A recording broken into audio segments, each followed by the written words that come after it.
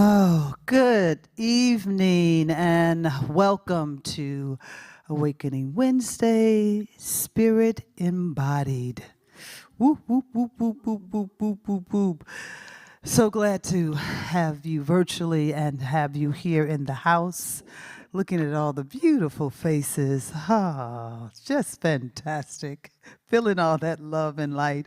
And Selina has a wonderful announcement to share with everyone, so I'm excited for her to have that. But before we get into that, let me just share with you some of the things that are going on here at Universal Spirit Center. And one of them is this sweet little angel that's right here this coming Saturday. I won't have you stand up, Marco. Everybody can see you. The third Saturday with the angels. It's at her home. And so if you want to find out where that is, info at Universal Spirit Center. Check her out there. As well, this month is May. May is the month for Volunteer Month. Wonderful opening to allow you virtually as well can participate, because we're looking for people that will virtually interact with people online and keep that conversation going. So if you're here in house, there are a lot of things that we're doing. As you know, we're busy little busy bees. So we need volunteers for all different areas, and it really opens up your heart and gives you an opportunity to really be in a space of love and light. Yes, Mother's Day is coming. Mother's Day is coming this Sunday. So if you have pictures that you would like to share of your mom, please send them in. You can send them to me, Gino at Universal Spirit Center. And we have a wonderful slideshow that we will share of all the mothers. And if you're here in-house, in person, you can also, we have an altar that you may, if you may want to put your mother's picture on there. Just really wonderful. And you virtually, please, if you have pics, send them in. We'd love to add you to the list. So make sure. And this Sunday, that being said, the Rev will be talking about opening to the divine potential. Yay, that's always a good thing, right? A new class that's starting with our sweet Lauren Grace. You are a goddess. She had a sampler class last night, and they had a really beautiful kickoff. It's not too late. So if you want to find out more about that and join, info at Universal Spirit Center. And last but not least, Origin. We are having a movie night, May 17th. That's a Friday night. Powerful, powerful, powerful movie. I'm going to say somewhat on a true story, because this is the journey of one woman, and she gets so involved. She's a writer in tracing down her ancestors, realizing that there is a connection of slavery and the caste system that's all over the world, that is participating. If you're Jewish, Indian, Hispanic, it does not matter, woman, man. It's really quite powerful, and directed by powerful director and co-writer Ava DuVernay. So come out, we'll have a wonderful time. That'll be super, super awesome. So yes, those are all of the announcements for today.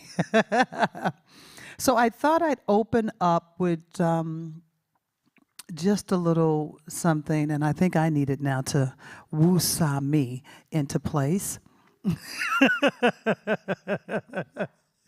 Woo-saw, woo-saw. Sweet little song, a little jazzy, little light, to get us get me into a vibrational mode of just letting things go right now. And the song is called Peace.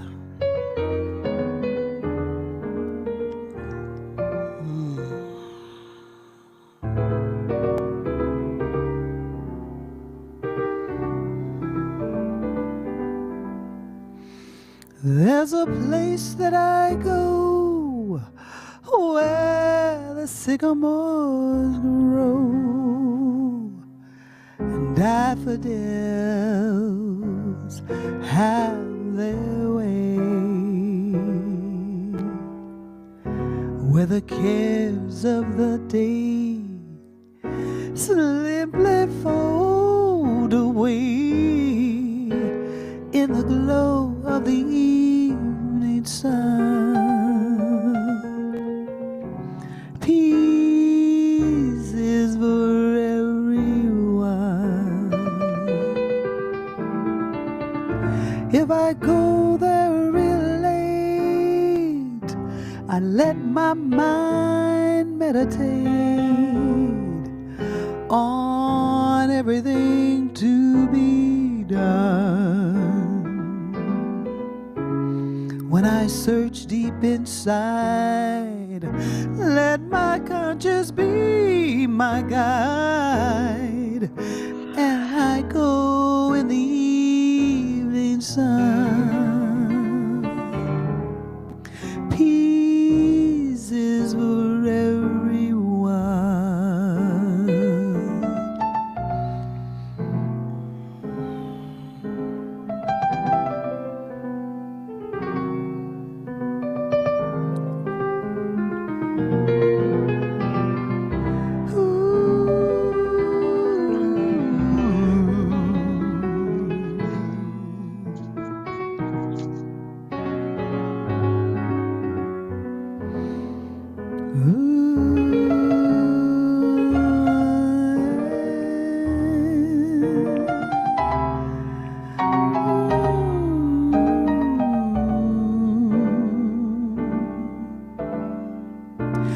If I close my eyes and search deep inside, I know that I am the one. When it gets real late, I let my mind meditate and let go of the work to be done. Peace is for everyone. Peace is for everyone. Peace for everyone.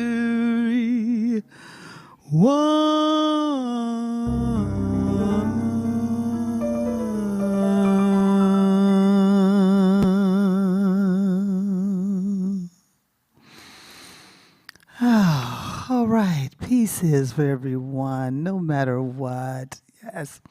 So, without further ado, let me bring in our sweet divine guest, Selina. Welcome. Well, good evening. Good evening. Good evening. Uh-oh, can you hear me? I can. Yeah. Right. We can't hear you. 1 second, Selena. We for you virtually. We had a little faux pas right before, so let me just check something.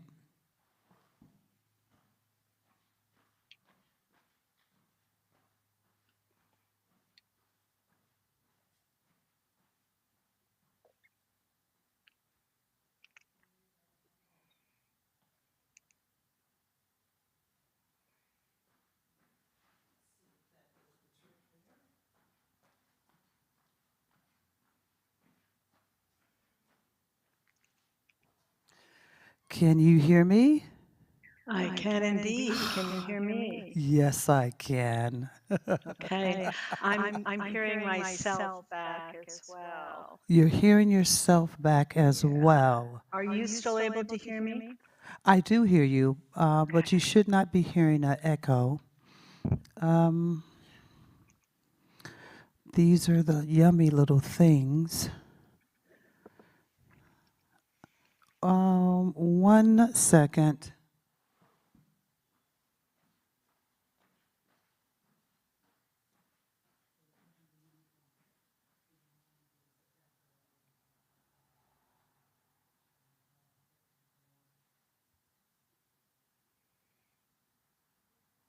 Selena, would you go ahead and speak right now? Okay, can you hear me?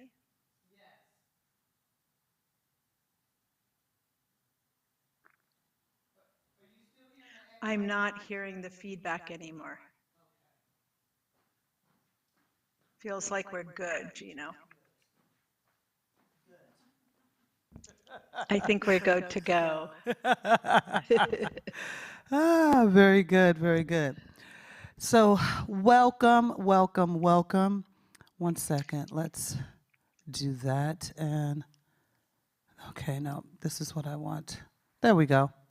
I wanted people to see you full face and Hey, yeah. everybody. Good evening. And I know you have some great news to share, so I'm going to turn that over to you. Oh, I wanted to share the book that I wrote with everyone, which we're What going to you're read a little from tonight. Can you hear me okay? yeah, you just went out a little bit. Just Do check you want your me to turn up a little bit? yes, please. Is that better? Yes. Okay. So my book is about to come out June 11th. We're going to read from it tonight because the part that I'm sharing with everyone totally appropriate to what we're talking about. But here is the book. Let's see, raise your frequency, transform your life. And the colors are perfect to match with your hair, Gino. It was very perfect to do that. At any rate, we're going to be online as of June 11th, and people can go to Amazon at that point and purchase the book. I had that set up, but I do have a flyer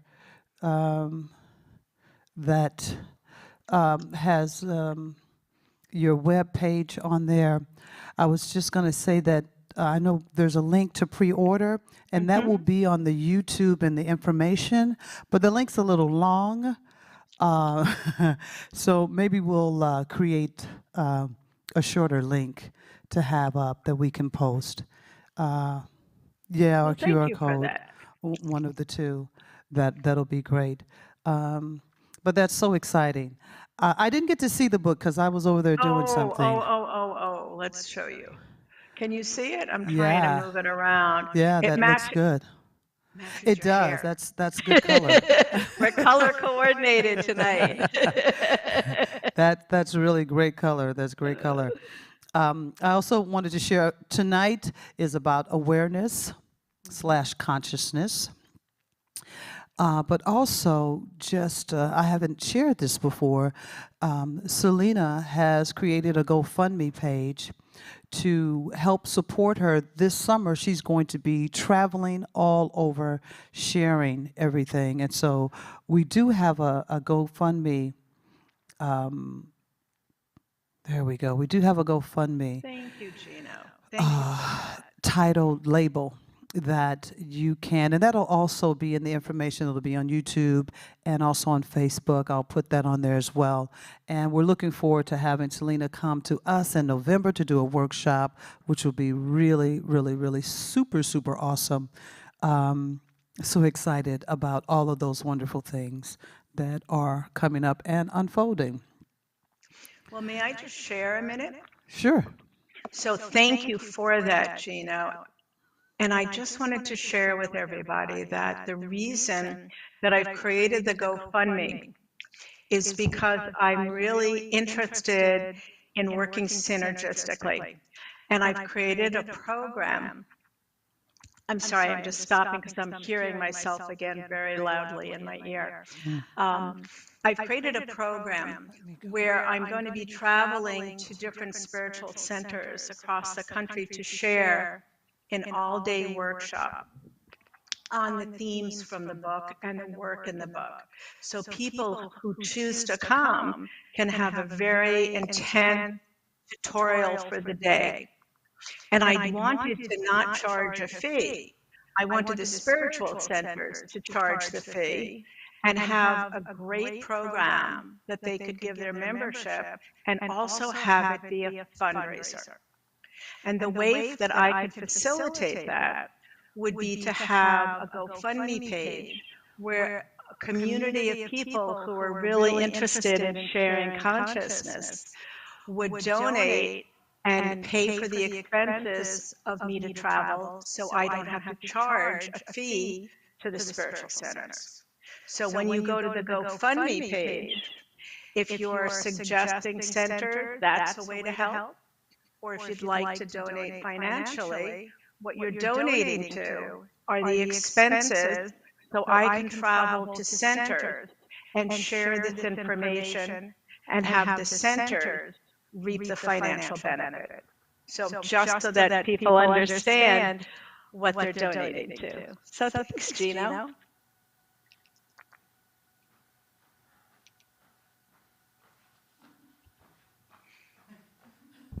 I'm sorry.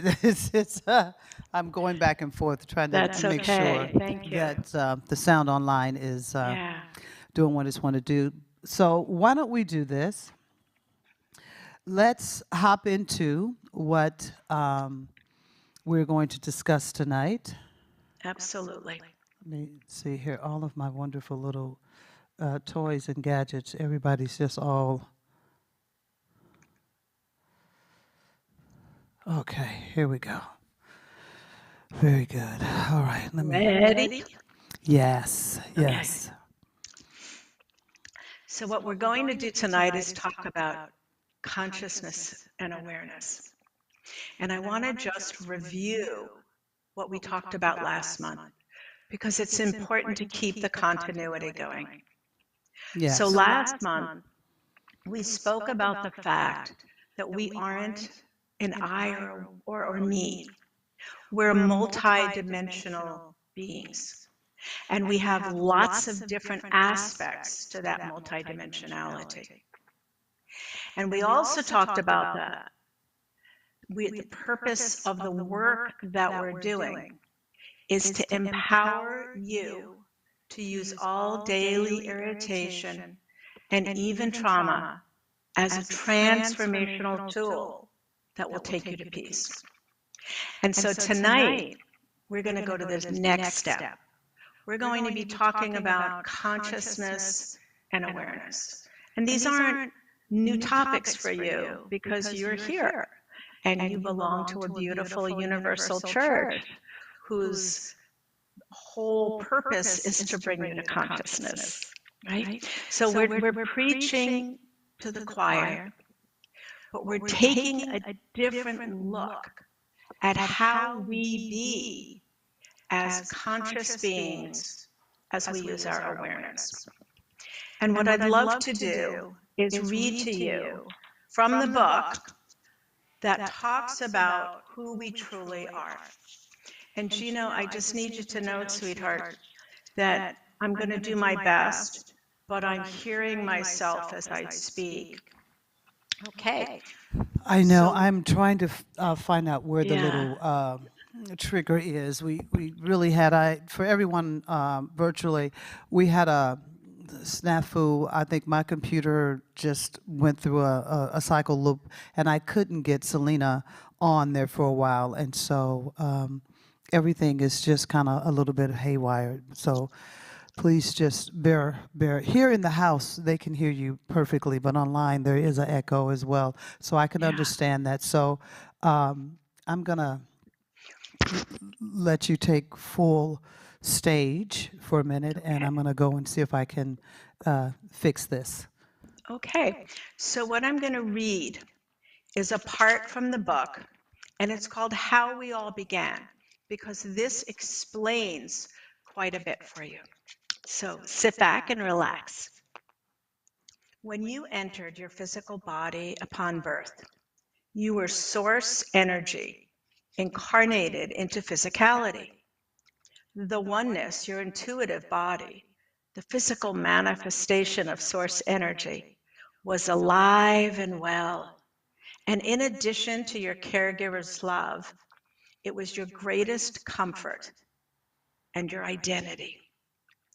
Why do babies receive so much attention? Why are most people so instinctively drawn to them? It's because all they are is the frequency of love in a warm, tiny body.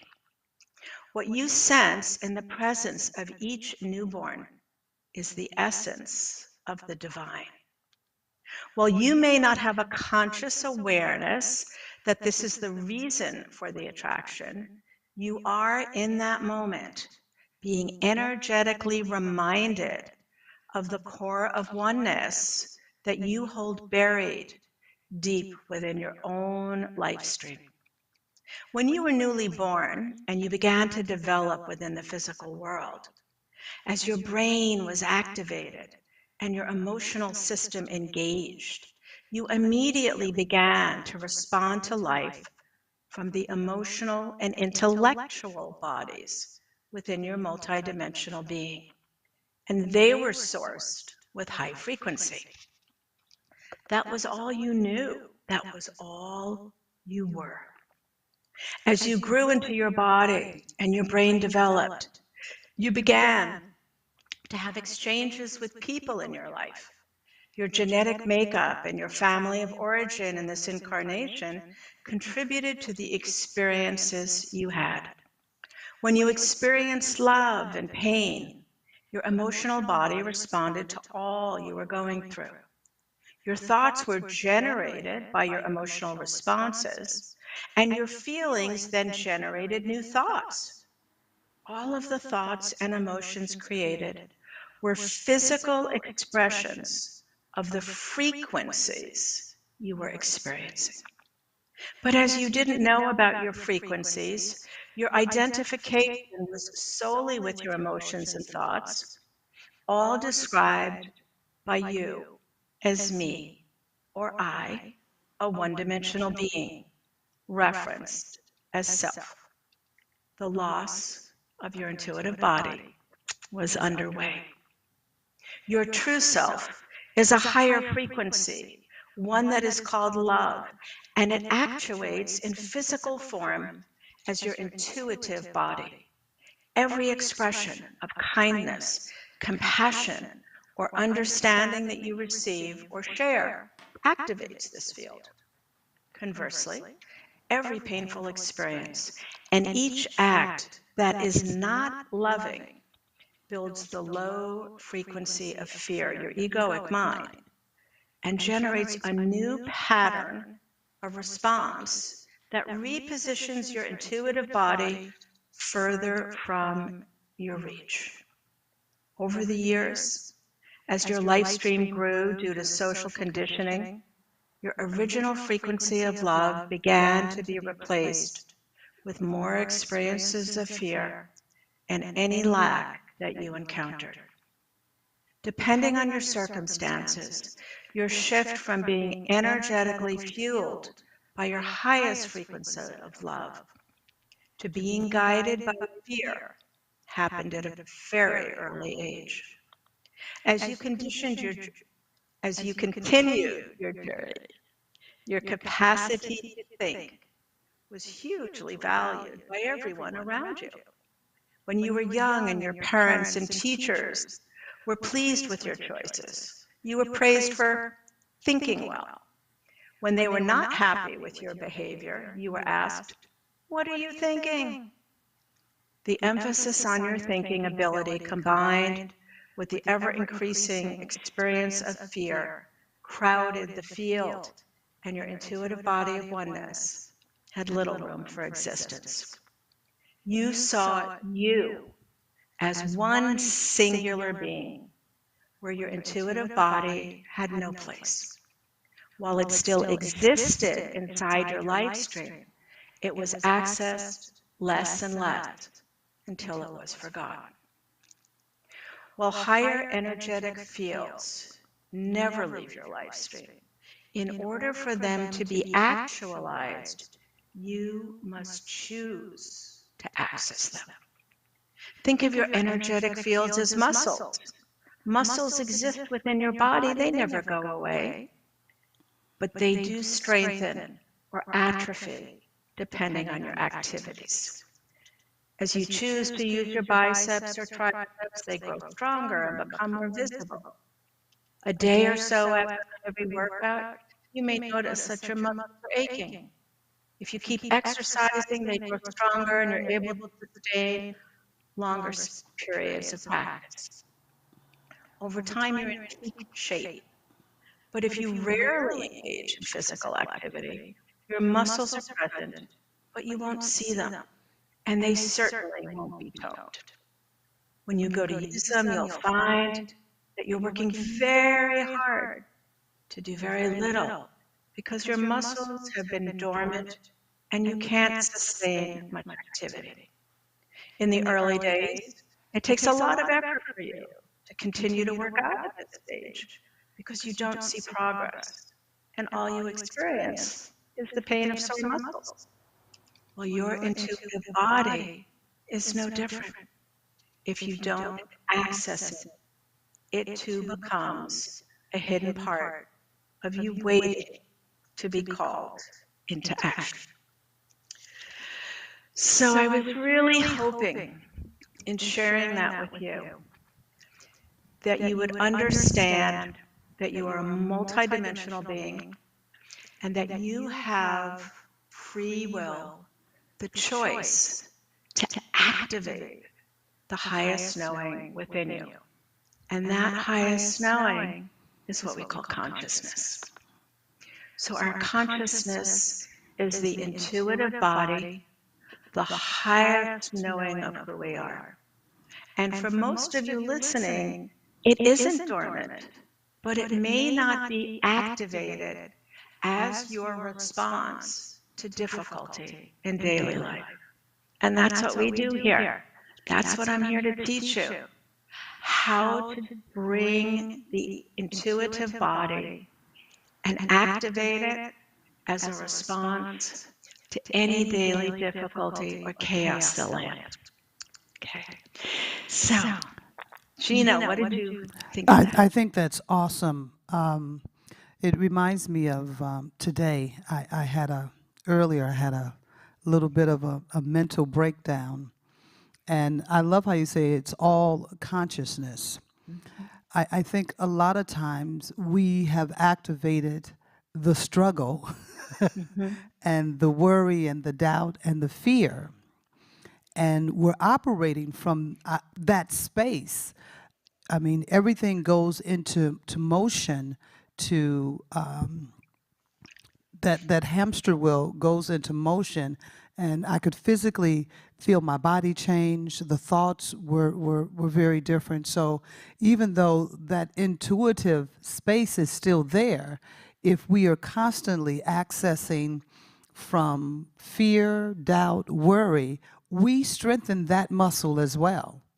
Yes, and you know what? Let me share a statement with you that I love, a truth that Spirit gave me years ago that speaks exactly to that. We are our attention, and what we put our attention on grows. And what I just read in the book, where we talked about the muscles, when we put our attention on creating a bicep, we pick up a weight and we have certain repetitions that we do over and over and over.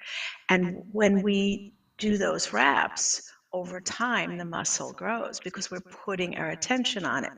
That's why the topic tonight is consciousness and awareness, because awareness is our attention. And when we are clear on where our attention is at any point, is it on the fear that you were talking about, or is it on the intuitive body? Then we are able to move through life with conscious awareness. But most people move through life knowing they're conscious beings if they've worked on their consciousness, and they may know that they have awareness, they may know that they have the gift of where they put their attention, but they don't utilize it during the day, especially as a response to difficulty. So it's all about where are we putting our attention? Are we putting it on our intuitive body and calling it into play, or are we stuck in the low level of fear? I think it even goes beyond that. I can't think of the guru's name that said, in school we're not taught one of the most important things, which is how to relate to the divinity that we are. And so, you know, I believe every day people are practicing, even though you sit in meditation and you still your mind. But if your core practice is coming from a place of struggle, of I got to get ahead, or of this outside world that's outside that you've got to make something happen in that world. I feel like we're just still behind the eight ball because it's never really truly connecting, except when I think when we're little, when we're kids, babies, that they're so connected to who they are. And, you know, we see parents all the time that say, oh, don't say that. That's rude. But they're just sharing something that they feel connected to at that time. And so this whole dynamic of how the world has created this space for us to operate in is based on being separate. It from, you know, once you leave the womb, I feel like there's just total separation that doesn't, you have to go back once you get older a lot of times and then try to find your connection when that connection has been there all the time. But the way that most of us live our lives is from this space of separation and from this treadmill. And the world compliments it. It even applauds it, you know. I would agree. I think the separation that you're talking about is the fact that we're trained, as we were just reading a few minutes ago, to focus our attention on our thoughts and our emotional body. And if our emotional body gives us information, we're not working from our consciousness. You know, we live in a physical world. You can't go upstairs and down at the same time, and we can't be in our emotions and our intuitive body at the same time. So if our attention is on the emotional body or on the thinking mind, which, as you said, society trains us, you know, as we had said a few minutes ago, when you're a kid and you do something right, it's like, oh, you know, you were thinking the right way. And if you didn't, it's what were you thinking? So we're trained to identify and put our awareness on the brain and the emotions rather than on the intuitive body. But our intuitive body, our soul level, our consciousness was always meant to be our 24/7 guidance system. And when we choose to put our attention on the divine within us, we activate it. It becomes alive because we are our attention, and what we put our attention on grows. Which is why when a difficult moment arises, we are trained with this work to look at it as an alert system, have it remind us that we're out of alignment with our intuitive, and then we go to source and ask, what am I to learn from this? Because every time we're out of alignment, there's a lesson. And when it lands, then we can fill our body with grace, with gratitude, with peace, with kindness by remembering and feeling in our body the feeling of the kindness, the feeling of compassion, because that's how we activate the emotional body to connect. And so when we go and fill ourselves with those frequencies that represent the intuitive, it's activated. So we have to choose, Gino, to activate that. Consciously choose to activate the intuitive body by bringing into our system those frequencies of love. You know, the Kabbalists say there's 72 names of God. Well, there's so many manifestations of love that we can choose to feel. And as we feel them, because we're physical beings, we activate that. You know, that's beautifully said. Um, I think at times also, I know I was there at one time where, you know, yeah, okay, I'm activating something here. I'm praying, I'm meditating, I'm doing some things.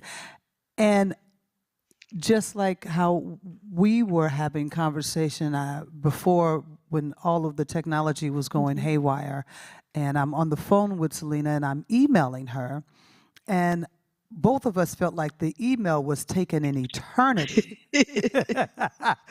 Like, have you got it yet? And then we both laughed, like, wow. It was like, yeah, it's going across the world, but a lot of that is part of what's this training that we're in. So I say that to say that, intuitive, listening to your intuitive self, most of us did not grow up believing that that was real, that That was it's a, even there. Yeah. yeah, that was real, that was something that could really guide you, that you were right to listen to that, and that even if your parents said one thing and this intuitive voice said something else, that you could trust that. And I feel like we're there now, that to recognize that not only do we have to trust it, but we can't bring into that trust this old scenario of I want it right now, I want it right here, because only because we haven't activated, we haven't learned to practice it from that space. We And no, go ahead. please.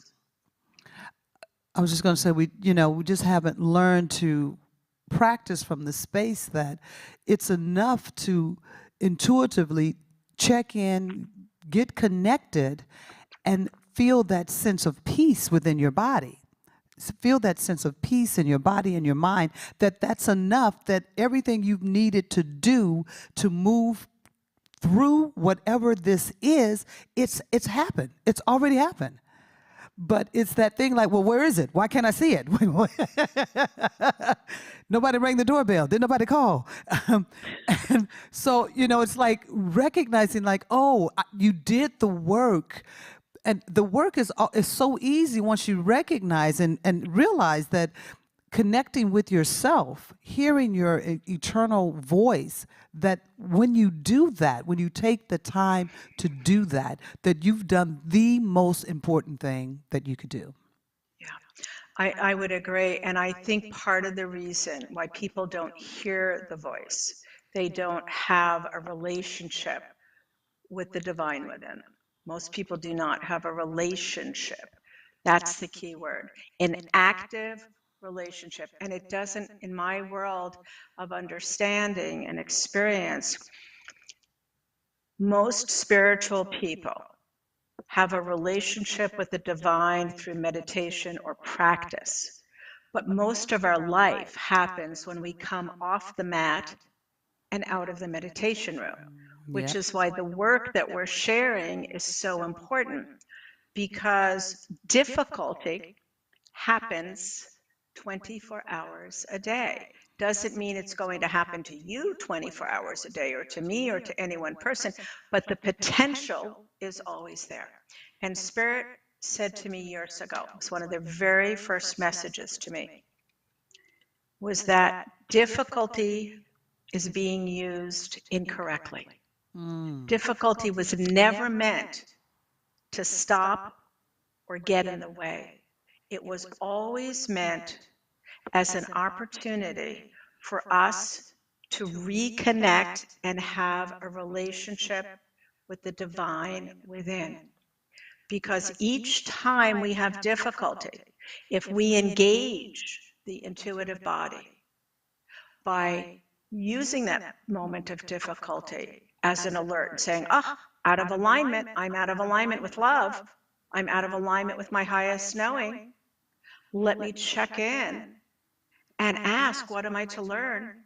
And just close your eyes, and you will feel within you, you need more compassion.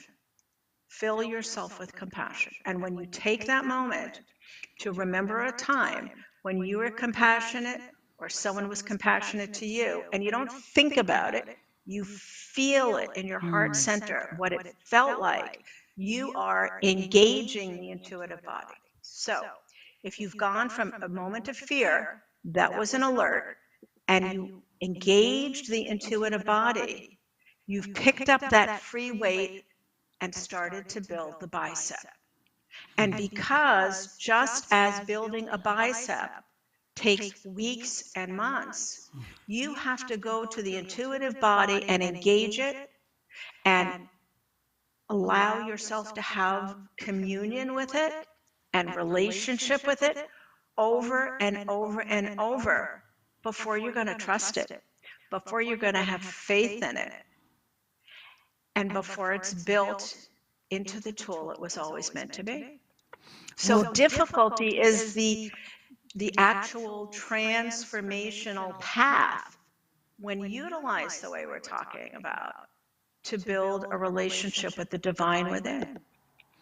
that's powerful. It's the gift, you Very know. powerful. Um, People 30, 40, 25, you know, but we want instant. You realize you've been practicing a way of life forever, and it's like with anything, I was talking with a friend of mine who was having some very real health issues, but the focus and the attention and the commitment to her being ill is absolute for her. Yeah. She is absolutely, I am ill. This is what it is. There's no, and the words that people use, there's no coloring over it, putting a blind eye to it. And I was like, I'm not saying put a blind eye to it. I'm saying let's go within and find out what's the trigger of it, because there's an opportunity. And she got so pissed when I said the word opportunity, which I can understand, because when you're up against something, if you don't have some tools, some spiritual tools that you can utilize, the whole focus, that's why I say this, we just have not learned how to like trust the intuitive self. We haven't learned how to go to that intuitive self when we're in the midst of the storm. I think it's even bigger, Gina. I think not only do people not have the capacity to trust because they don't have the relationship built up at the point when they need it, but we're trained to not know that it exists. We're trained to that we can think our way through, or it's all about our emotions. I mean, if I hear the phrase, change your thinking, change your life, I'm going to scream, because it's not about change your thinking. It's change your vibration.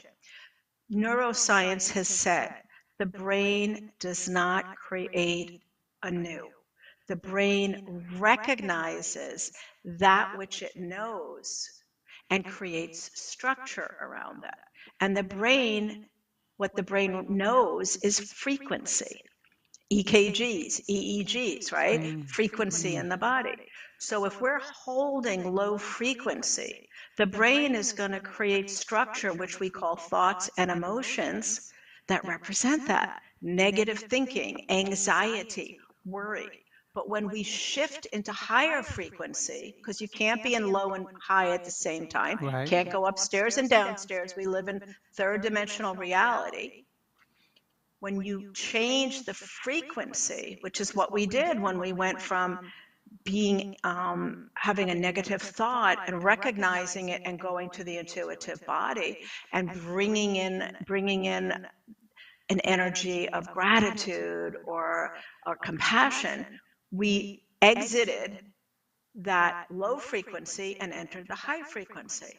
And when we do that, we have a different experience because the brain is now structuring around a different frequency.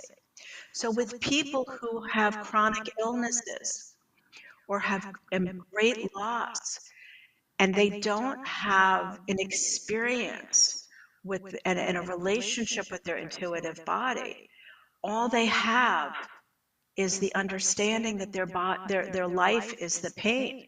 So what the work does is it teaches us very specifically how to live beyond our current circumstances. And that is something that most people don't have any training in. When I had my brain injury and I went from having beautiful plans after 15 years of raising my two kids as a single parent and working extensively, I was headed to New York City to have my first day of the rest of my life. And I was going to find a partner, and I was going to have a savings account because I made a lot of money, but I spent a lot of money because it costs a lot to raise two kids and put them to college. And I was so excited, and I had a plan, and everything was going so well. And then a woman ran a red light and hit my car 2 days before closing on my house. Everything changed. I had severe brain injury. I had no idea if it would ever be healed. I wasn't able to work. Nobody could tell me if I could ever work again or if and when. And then I landed in a city where I knew about 6 or 7 people. I landed in New York City where you don't want to be with a brain injury. But what I had was a deep relationship with the divine within me and a deep relationship with source energy. And that was my savior. And that's where the book was delivered. And that was the information that I used to live beyond my brain injury.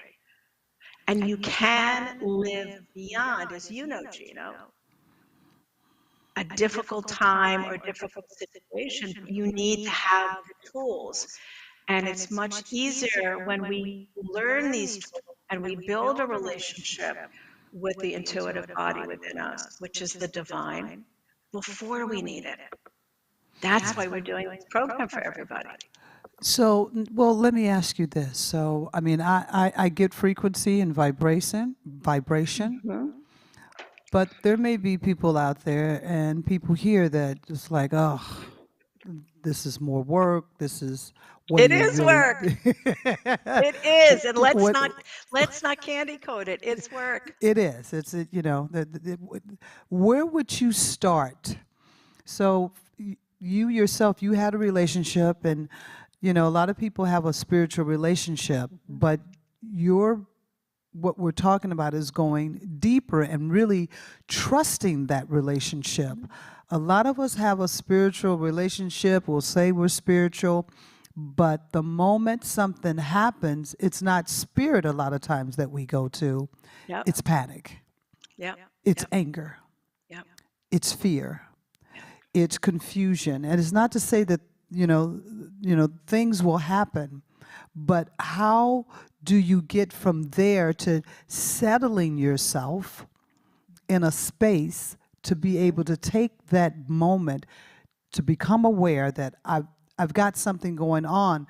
The universe is speaking to me saying, hey, something's going on. You need to pay attention. How do you bring that into focus?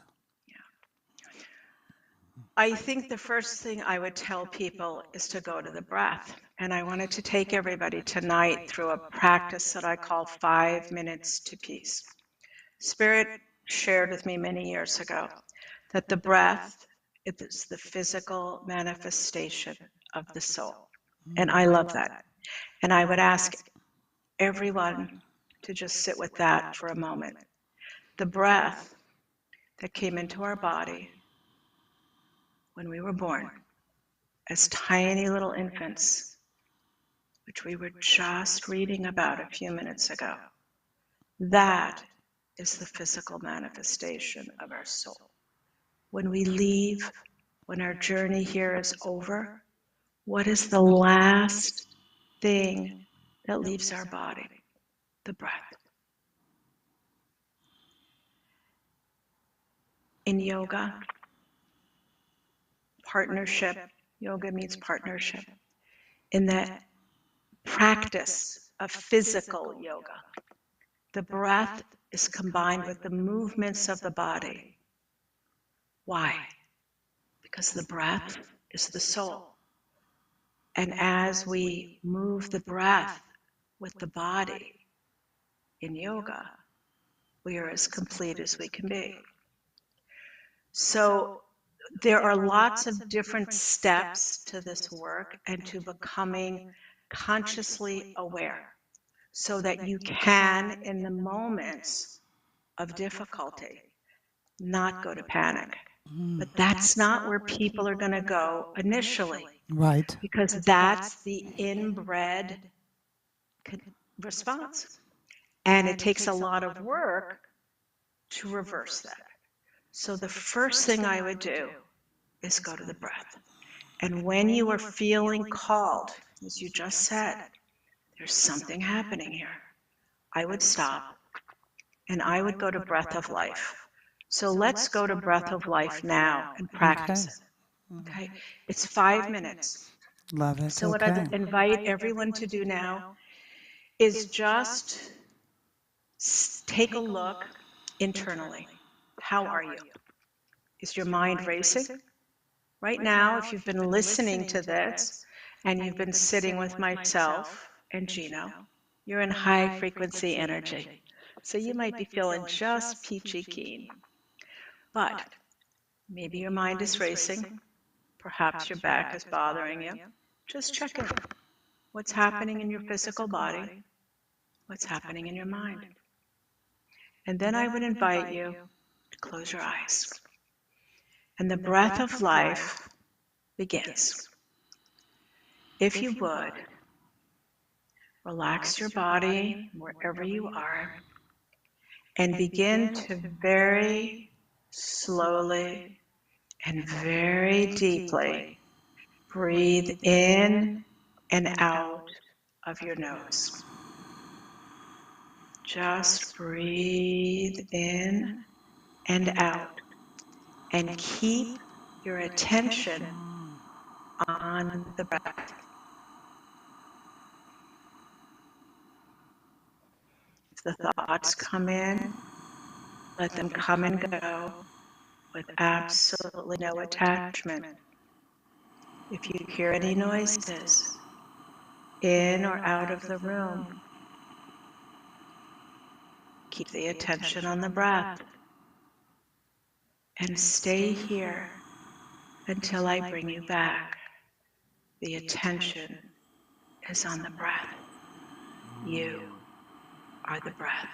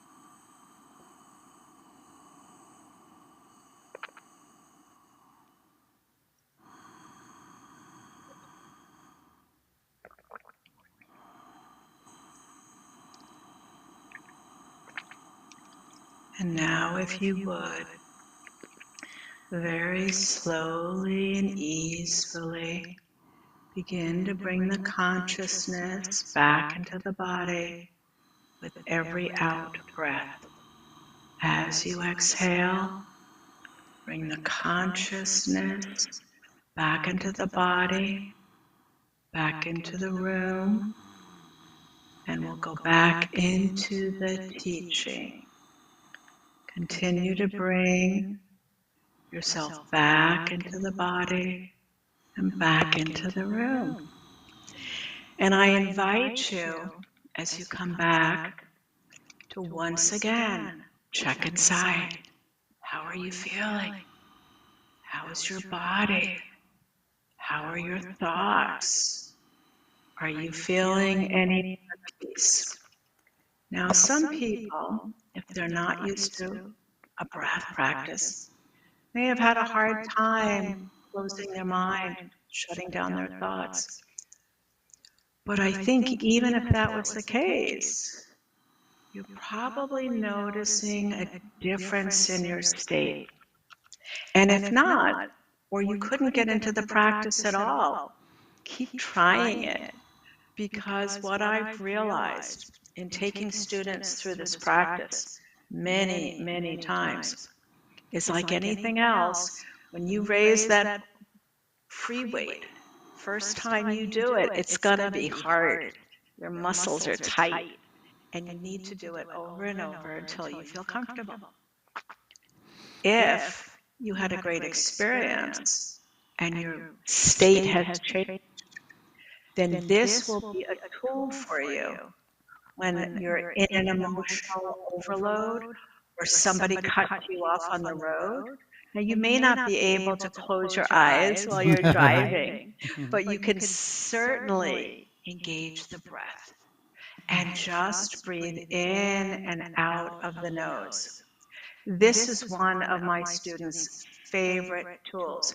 And if it feels or sounds too easy to be true, try it before you decide that that's the case. Because you are going to find, especially when you go into this practice and your mind is racing or your body is like in fear, you're going to come out of this practice very changed. And if the first 5 minutes doesn't do it for 5 minutes more. But I've taken people through this practice hundreds of times, and I use it all the time to bring my state back to neutrality. I think it's really, really powerful. I know some people may think it's just like meditation, but it's not. It's different from meditation. And one of the things with spiritual tools, I will just say for me, is it's harder not to do a spiritual tool than to do it the old way of running and bumping your head up against the wall or screaming or being angry. Those are things that we have become accustomed to doing, but it's not the easiest way to get into alignment. And it's not helpful. And you know, for people who have a hard time meditating, this is what I take them to learn how to meditate. Because when we focus on the breath, what it does is, especially when you breathe through the nose, you're engaging the physicality because that activates the neurosympathetic body system and to slow down. It slows down the brain. Neurosympathetic system, right, slows down the brain. So we're engaging the body, the physicality of who we are, with the divinity of who we are.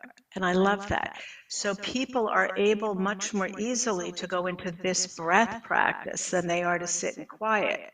But once they get used to sitting in the breath of life, meditation is a whole lot easier for them. So you're right, it's a completely different practice. It truly is. It's a, engaging the breath. It just slows everything down. It slows everything down for you, and it's a beautiful practice. So you have that tool. You have the breath, but Yeah. but You're still in that hamster wheel. You're still, I think awareness is a really powerful thing when you can become aware of Mhm. what's actually running you. Mhm. There are many times that we don't know what the triggers are. How do you get to your triggers? How do you start to recognize that, oh, this is something that I'm doing all the time that doesn't serve me, or this is what I do that I think that does support me but it really doesn't? How do you become aware of some of the things that are running in you? Well, that involves the intellect, and that's helpful. But Okay. what I tend to do is to stay out of the intellect, Okay. and I don't look for triggers, quite honestly. I ask my students to place their awareness on where they are. And each time when they're in a spot where their emotional body is charged or their thinking mind is the hamster wheel, we go to the practice of shifting the frequencies. Because when we shift the frequencies, we're working with the actual foundation that the brain is working with. So it seems to be much more efficient to work with what the brain is being influenced by, the frequency you're in, rather than the after product of the brain, which is the result. So in this practice, we're putting our attention not on the triggers, not on what creates them or the history. I mean, that would be therapy versus spiritual practice, but to put the attention on how we are being. So we're noticing with our attention, our conscious attention, which is our topic for next month, Mm. where are we? So if we're aware that we are at peace, then we're good. If we're aware that our mind is racing, then we go to a practice to bring in an energy of love or the breath of life to bring ourselves back. So I don't work with triggers, quite honestly. I Okay. leave that to the therapists. I leave that to people in the personal development movement. I want to take our students right to the frequencies because that's the core that the brain is using to create the structure, the thoughts and emotions. And I want us to have agency at that level. I want us to have the agency to bring our awareness to where we are. So the key is that as we move through our day, if we have no idea, as most people do, they have no idea where they are, they just live their life. But what we learn in this work is to witness as we be, to Mm. watch ourselves as we move through our life. That's what we're going to go into next month, conscious attention. And when we have conscious attention engaged, we're always aware of how we be. And I'm going to share a practice next month that gives us the opportunity to check in really quickly and see where we are at any moment of the day. So, with this practice, do you check yourself like 3, 4 times throughout the day? Is it? I'm always aware. I'm in constant awareness 24/7 with where I am. It wasn't that way when I started. It's Right. not that way with my students. But the practice I'm going to be sharing with you is a 3-time check-in where we just start with checking our awareness. And I'll be sharing that next month. But what happens is we work from there and we continually move forward in the work so that as you're walking through your life, I mean, I now can see my negative thoughts. I see my judgment, and it happens a lot, even with all the work I've done, because we're so conditioned. But the beauty is that I see it, I transform it, and it's gone within 2 minutes. So I'm not pouring all that negativity into the field that we all share or into my body. And it all starts with this being aware of where we are within our day, because we want to know where we're placing our attention. Are we placing it on peace? Are we placing it on our emotional body? And the work that we're here to do is to become conscious of where we are. So we don't activate our emotional body when we don't need to, and we don't activate our thoughts as a hamster wheel, and that we're able to move through our life with this conscious awareness and the choice that we have to shift our frequencies. But the shift starts with awareness, with our ability to notice where we are at any point as we move through our day. So this is a choice, and this is work, because we have to learn how to do that. But it's a level of commitment to being, this idea of being in conscious awareness enables us to know at any time where we are. And it's the first step we need to take in order to shift our state. So, what I'd suggest this month is everybody think about and commit, if this feels right for you, to doing the breath of life at least once a day. And you Okay. might try it 2 or 3 times a day. It takes 5 minutes. So if your answer to yourself when you're going through the idea of this commitment is no, you might want to look at the resistance and what is that about? Because this is 5 minutes Mhm. that will change your state. And going back to your thought, Gino, about triggers, when people um, are thinking about using the practice, you might think about times that are difficult for you historically. If you have a long commute on the road, you might do this in the parking lot before you go into work after a long commute. If this is something that, if your stress is around teenagers or around something in your family, next time that happens, take 5 minutes and breathe. So you might think ahead if you want, and if not, just look at your schedule for the day. And is it busy? Where are the busy times? Put in a 5 minutes for breath of life. So I would encourage everybody and invite everybody to use the practice and then to start just being aware of how you're moving through the day. Where's your emotional body? Where's your intellectual body? How is your physical body feeling? Just check in. This is you. This is you getting to have a different relationship with yourself. I think it's super powerful because I know myself, you fluctuate through the day, throughout the Yes, day. You know, moment to you moment sometimes. get up in the morning, everything can be great, fantastic. You leave your house and you pass by a mirror and go, "Is that what I look like?"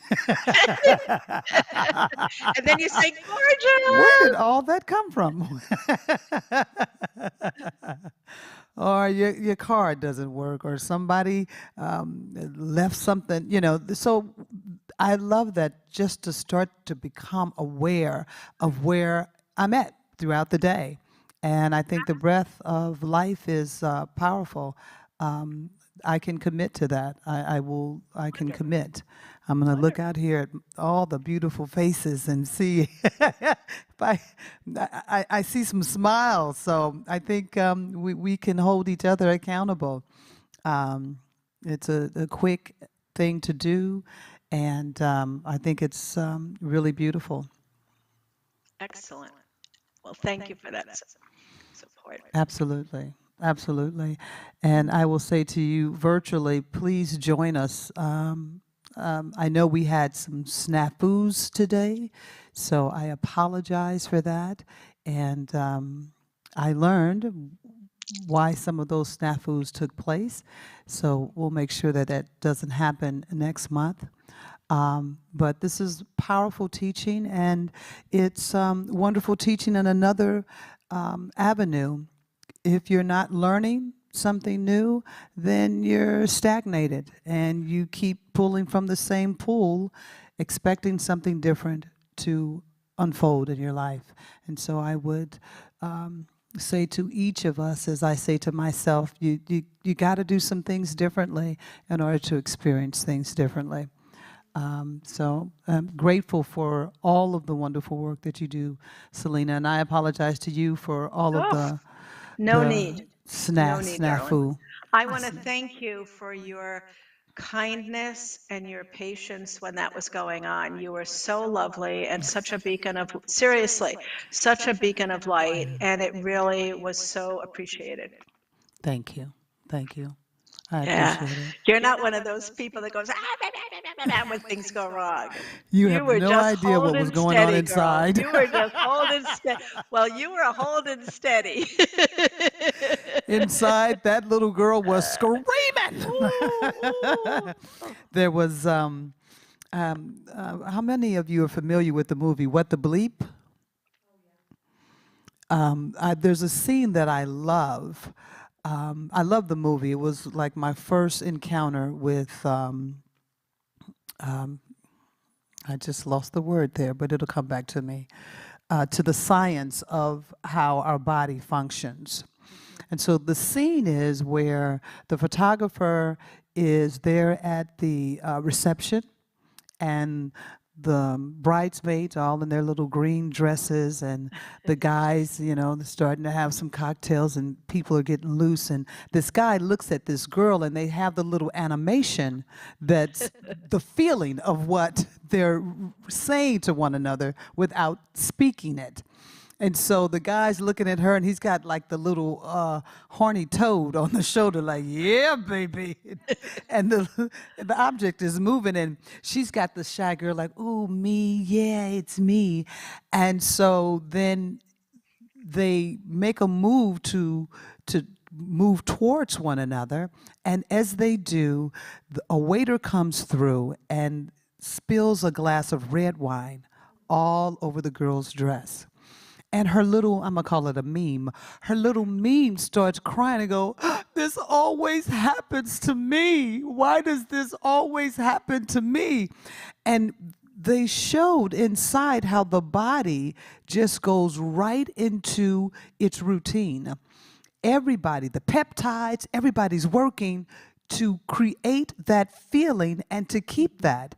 And I was blown away when I first saw the belief, because that's been 15 years probably now, easily. Hadn't thought about anything about the science of what's happening with our bodies when we go through these things. But it was like, wow. And the girl is like, oh, forget it. And she turns away and doesn't want to go talk to the guy anymore because everybody was supporting her. This always happens to me. And I mean, I was, you could see they showed inside her body how everybody's racing around like, we gotta get in there, we gotta do it. It's like they're doing the very thing that she does not want done, but that's what we have practiced. And that's, Yep. I think, a great deal of how what you're talking about in the work of going directly to The checking in. Where frequency. are you? Being aware, Yeah. your consciousness, super powerful. That's why it's a lot of work too. But it is. And I am so clear with people that this is work, but it's also so cumulative as we start to do it, just like building a muscle. In the Yes. first couple of weeks, it's uncomfortable, but within the third week, it's not uncomfortable at all. And it's the same thing here. We make progress very quickly, but we need to do a lot of effort. And the breath of life, the commitment to watching how we move, just checking in, which we'll talk about more next month, are wonderful, easy first steps. And the breath of life is a gift. It is such a beautiful, beautiful gift. So check it out, especially when the emotional body is out of whack. Well, I'm gonna do something that I used to do back in the day. I'm gonna put it in my calendar and set a timer Yeah, so perfect. that I don't forget. I've done that with working on my Spanish, and it's been working. I'm showing up every day, and so I'm gonna put the breath of life in my calendar. I will start fresh tomorrow and set it at a timer so that I will be aware of when it happens. Be like, oh, let me do it right now. So thank you. Thank you for that. You're welcome. And also bring it in moments where the emotional body is dysregulated. Yes. So any other time, you stub your toe, you're in traffic, Mm. just bring it in as the tool and watch how your state shifts very quickly. I know one of the times I can definitely bring that in because I've noticed that there are times that like today, I was dropping something off at UPS and I pulled around a corner and I pulled into park and this guy pulled in right behind me. So if I didn't look in my rearview mirror, I could have bagged into him. And I've noticed that one of the things I say, oh, really? Really? Exactly. That's the time. Yeah. So I will, the moment I hear me go, really? Really? Yeah.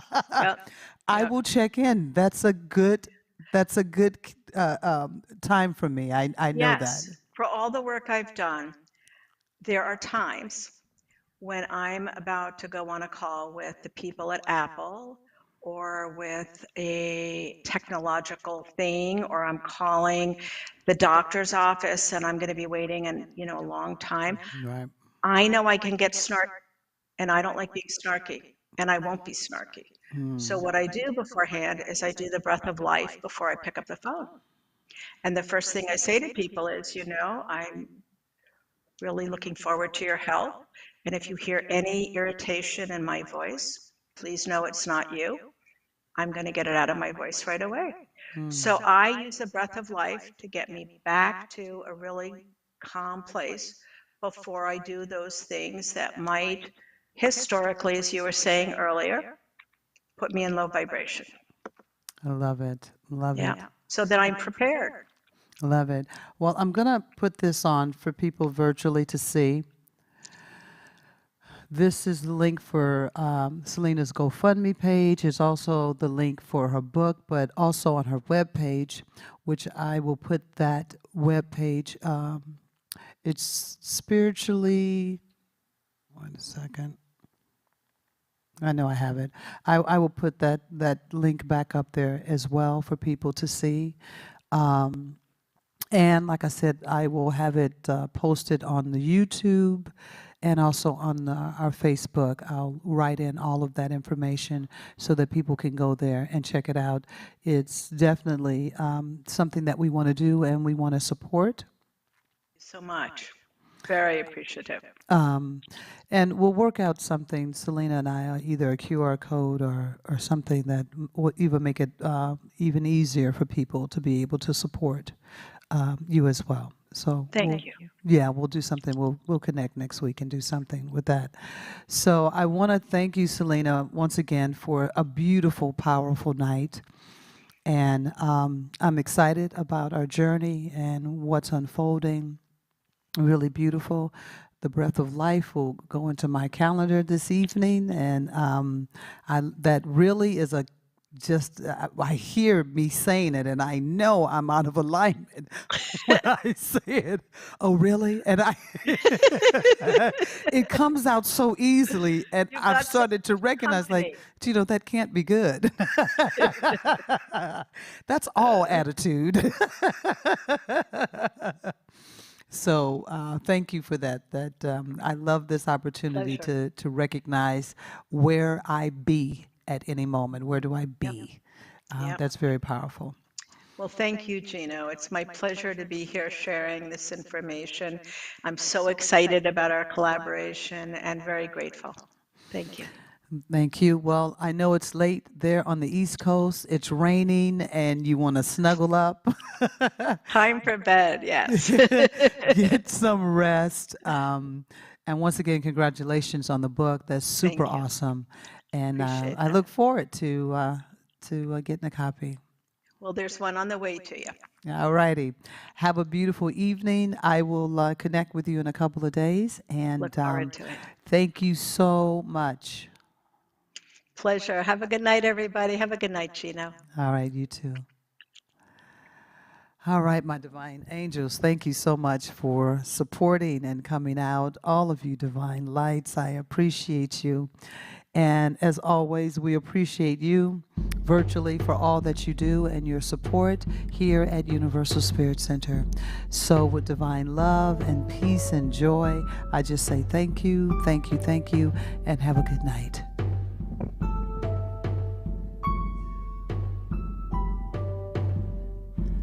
send my love over the mountains. I send my love over the sea. I send my love into the heavens, and it returns to me. I send my love over the mountains. I send my love over the sea. I send my love into the heavens, and it returns to me. I send my joy over the mountains. I send my joy over the sea. I send my joy into the heavens, and it returns to me. I send my power over the mountains. I send my power over the sea. I send my power into the heavens, and it returns to me. I send peace over the mountains. I send peace over the sea. I send peace into the heavens, and it returns to me. I send my power over the mountains. I send my power over the sea. I send my power into the heavens, and it returns to me. I send my love over the mountains. I send my love over the sea. I send my love into the heavens, and it returns to me, and it returns to me, and it returns to me.